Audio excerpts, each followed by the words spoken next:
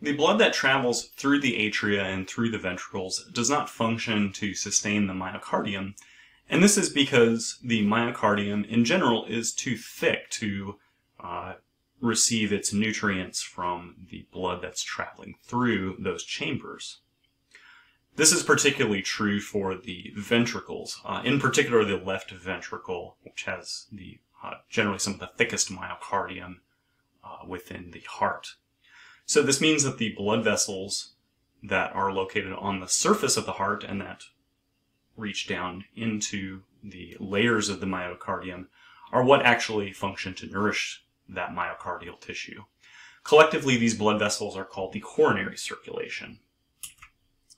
So the coronary circulation is the shortest circulation pathway since the blood vessels are only serving the heart muscle and the heart tissue, and so those blood vessels don't have too much of a distance to cover before they reach their target cells and tissues.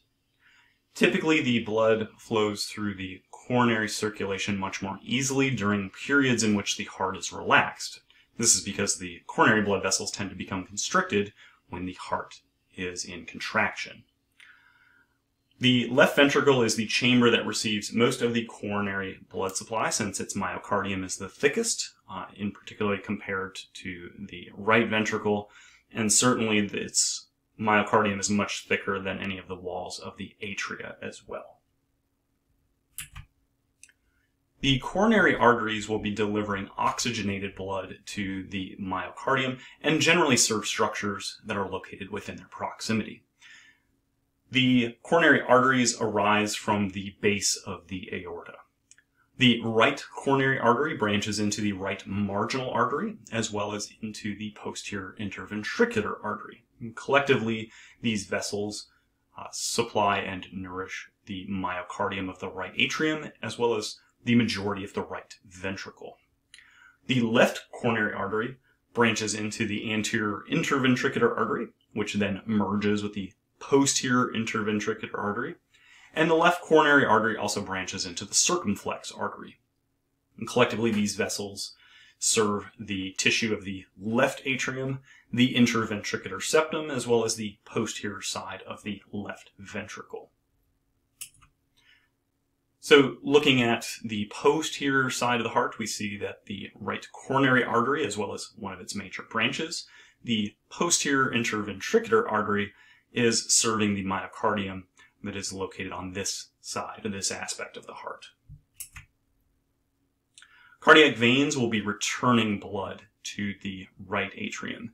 The coronary sinus is the large coronary vein that's going to empty into the right atrium. We see that the great, middle, and small cardiac veins will all be delivering their blood to the coronary sinus. The great cardiac vein, which is located in the anterior interventricular sulcus, is located on the upper left aspect of the left ventricle, in close proximity to the left atrium. The middle cardiac vein, which is located in the posterior interventricular sulcus, occupies the posterior middle of the heart, kind of situated between the superficial sides of the right and left ventricles. And finally, the small cardiac vein is located on the anterior side of the right ventricle. So once again, looking at the posterior side of the heart, we can examine and see the cardiac vein, the great cardiac vein, the middle cardiac vein, both of which merge and deliver blood to the coronary sinus. And it's going to be the coronary sinus that's going to deliver blood back to the right atrium of the heart. So normal, healthy coronary circulation can be disrupted by insufficient blood flow or blocked blood flow to the myocardium. A condition called angina pectoris, which is caused by temporary insufficient blood flow to the myocardium. So this is a disruption of blood flow that can be caused by stress, or it can also be caused by increased physical demand on the heart. Because blood flow is temporarily slowed to the structures that are served by these blood vessels, this tends to weaken the myocardium due to a temporary lack of oxygen. So the myocardium is very dependent upon oxygen being delivered to it at all times. And so any disruption to the blood flow and to the oxygen delivery to that tissue will tend to weaken the myocardium. A myocardial infarction, which is also known as MI or a heart attack, is caused by prolonged blockages to coronary circulation, which is going to kill the myocardium. That is, the cardiac muscle will actually die. And this dead heart muscle tissue is not replaced by new muscle tissue, but instead it's replaced with scar tissue. And scar tissue is not like muscle because scar tissue is non-contractile, so it does not generate contractions like cardiac muscle does.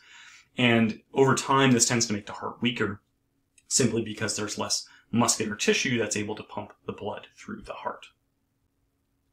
So this diagram shows a myocardial infarction due to blocked coronary circulation.